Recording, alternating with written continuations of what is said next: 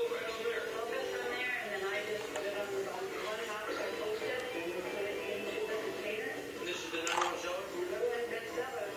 There's something about when you cook a burger on a flat top, those are a little crushed. Then when you melt American cheese on it, it gets creaminess about it. Look at all that juice. When you think about the all-American drive-in, that's kind of burger.